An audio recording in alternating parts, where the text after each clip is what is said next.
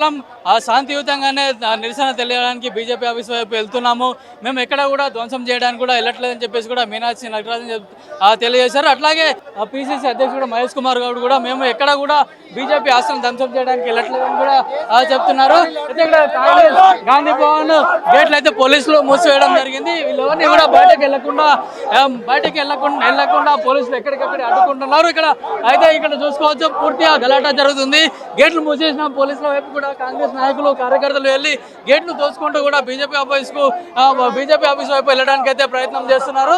కేవలం మేము ఇక్కడ జరిగిన అన్యాయాన్ని కాంగ్రెస్ పార్టీకి అట్లాగే సోనియా గాంధీ రాహుల్ గాంధీ పైన కేవలం వేధింపులతోటే వేధించడానికే ఇవన్నీ ఈడీ కేసులు పెట్టారని చెప్పి కూడా కాంగ్రెస్ పార్టీ నాయకులు అయితే ఆరోపించారు. మేము దేశ ప్రజలకు వాళ్ళపైన జరిగిన అన్యాయానికి ప్రజలను తెలియజేయాలని చెప్పి ఉద్దేశంతో మేము ఇక్కడికి వెళ్తున్నామని చెప్తున్నారు. అట్లాగే గాంధీ భవన్ గేట్లు కూడా కాంగ్రెస్ నాయకులు ఫిరోజ్ ఖాన్ కూడా ఎక్కి అటువైపు దూకే ప్రయత్నం అయితే చేస్తున్నారు.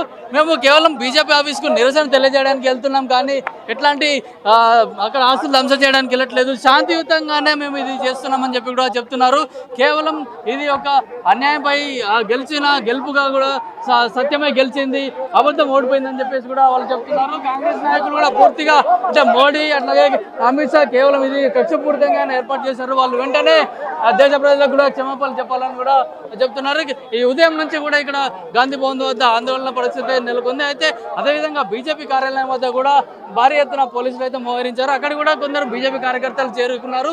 వీళ్ళు ఎప్పుడైతే అక్కడికి వస్తారో కొంచెం ఎక్కువ ఆందోళన జరిగే అవకాశం ఉంది. కాబట్టి ఎక్కడికక్కడ పోలీసులు అడ్డుకొని అటు బీజేపీ కార్యకర్తలను కానీ ఇటు కాంగ్రెస్ కార్యకర్తలను కానీ అడ్డుకున్న పరిస్థితి ఉంది. బీజేపీ కార్యాలయం అట్లాగే కాంగ్రెస్ కార్యాలయం గాంధీ భవన్ వద్ద కూడా పెద్ద ఎత్తున పోలీసులు మోహరించారు. ఉదయమే కాంగ్రెస్ మహిళా నేతలను కూడా పోలీసులు అరెస్ట్ చేసిన పరిస్థితి ఉంది. స్వయంగా టీపీసీసీ అధ్యక్షుడు మహేష్ కుమార్ గౌడ్ అట్లాగే ఇన్ఛార్జ్ మీనాక్షి నటరాజన్ కూడా ఇక్కడ ఈ నిరసన కార్యక్రమంలో పాల్గొన్నారు. అట్లాగే కేవలం హైదరాబాద్లోనే కాకుండా అన్ని జిల్లాల్లో కూడా నిరసన కార్యక్రమాలు తెలియజేయాలని చెప్పేసి కూడా ఇప్పటికే ఏఐసీసీ పిలుపునిచ్చిన నేపథ్యంలో వివిధ జిల్లాలలో కూడా నిరసన కార్యక్రమాలు అయితే సాగుతున్నాయి. ఒక మొత్తంగా చూసుకున్నట్లయితే ఇటు కాంగ్రెస్ కార్యాలయం వద్ద కూడా అట్లాగే అటు బీజేపీ కార్యాలయం వద్ద కూడా ఉద్రిక్త పరిస్థితులు అయితే నెలకొన్నాయి. ఎట్లాంటి అవాంఛనీయ సంఘటనలు జరగకుండా వీళ్ళు ఎక్కడికక్కడ పోలీసులు అడ్డుకోవడం జరిగింది. వాళ్ళందరినీ కూడా గాంధీ భవన్ బయటకు రాకుండా గేట్లు అయితే మూసేసి భారీ ఎత్తున పోలీసులు అయితే అక్కడికి చేరుకొని వాళ్ళు ఎవరిని కూడా గాంధీ భవన్ గేటు కూడా దాటకుండా పోలీసులు పెద్ద ఎత్తున మోహరించారు. ఎవరైనా ఆందోళన కనుక చేసే వాళ్ళని అరెస్ట్ చేస్తున్నారు. ఇప్పటికే కొంతమంది కాంగ్రెస్ కార్యకర్తలను కూడా పోలీసులు అరెస్ట్ చేసి పోలీస్ స్టేషన్లకు తరలించిన పరిస్థితి అయితే మనం చూసుకుంటాం. దీంట్లో కాంగ్రెస్ గాంధీ భవన్ వద్ద కూడా కార్పొరేటర్లతో పాటు ఎమ్మెల్యేలు కూడా పాల్గొన్నారు.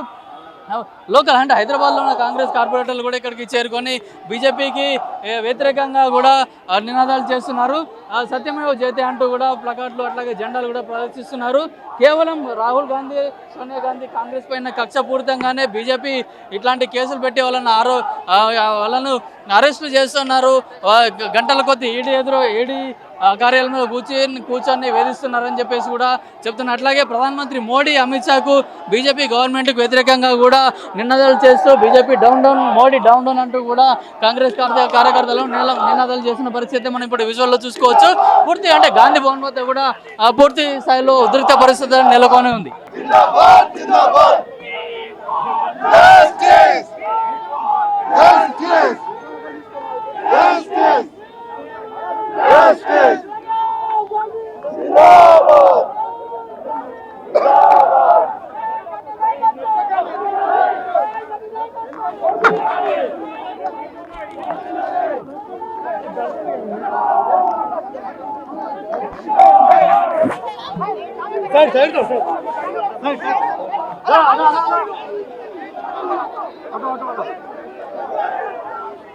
మీనాక్షి నటరాజన్